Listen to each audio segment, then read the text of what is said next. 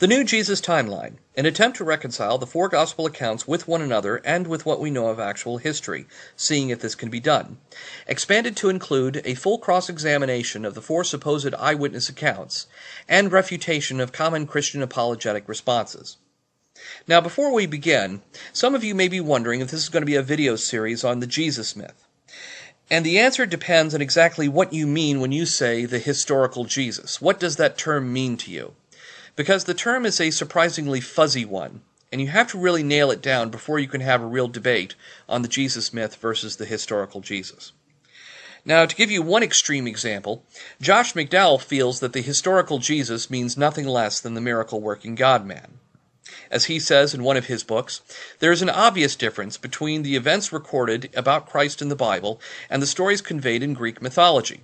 These events are attached to the historic Jesus of Nazareth, whom the New Testament writers knew personally. Josh McDowell, Evidence for Christianity, page 6. And when Josh McDowell says the historic Jesus of Nazareth, he means the miracle-working God-man that is conveyed in the gospel accounts. And most of his examination of the supposed historical evidence is an attempt to prove the claims of Christianity. Now, on the other extreme, you have scholars like Bart Ehrman, who say, the Gospels do indeed contain non-historical materials, many of which are based on traditions found in the Hebrew Bible. But that has little bearing on the question of whether or not Jesus actually existed. Bart Ehrman, Did Jesus Exist? Page 207. To some scholars like these, Jesus is a mortal religious teacher, and presumably the stories about him working miracles or magic or whatever may have been added later on. Now, here's what I mean when I say the historical Jesus. I mean to say that if you're going to use the term the historical Jesus, then you need to be prepared to take the label based on a true story and apply it to all four of the gospel accounts. Now, exactly what based on a true story means, that can mean different things to different people. We can be generous about this and say, let's forget about all the divinity, all of the miracles, and all the feats of magic and so forth, and focus only on what Jesus taught, what his ministry was, when his ministry was, when he was born, when he died, and so forth. Some basic historical dates here.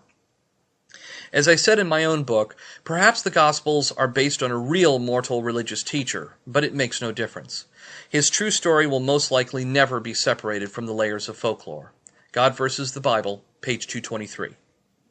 See, that really is the bottom line, and what this video series will be focusing on, is have the Christians told a coherent story, a story that can be reconciled with itself and with what we know, some of the basic facts we have of the history of the time. If not, there's no reason to assume that it's anything more than just a story, especially since we have no ability to go back to any records other than what the New Testament says, and find out any detailed accounts of what Jesus' ministry was or when he lived. Now, here's the story that we're told to believe is history. And a timeline very much like this appeared in my textbook when I was studying history in grade school. It had, among many other dates within this timeline, the life of Jesus, roughly from 1 AD to 33 AD. And many Christians, when they read the New Testament, they don't just think that they're reading a collection of parables to impart a message, or a set of religious texts to be taken on faith. They believe they're actually reading a historical textbook every bit as reliable as the one that I read in grade school. Here, for example, is an exchange between one YouTuber, Cobain, a Christian apologist, and Matt Dillahunty of the Atheist Experience. They're not midrash. They are intended as historical documents. And how many other history books do we consider true that talk about zombies? I'm sorry, but this is a presupposition against miracles you're making, and you're going on a human argument. No, it's not a presupposition against miracles. More professional apologists are not the least bit embarrassed by this. In fact, they are known to double down. If you pick up any apologetic text on the subject of Christian claims about Jesus, you will very often see a lot of strong allusions, both in the cover artwork and in the text and in the titles, to the entire judicial process.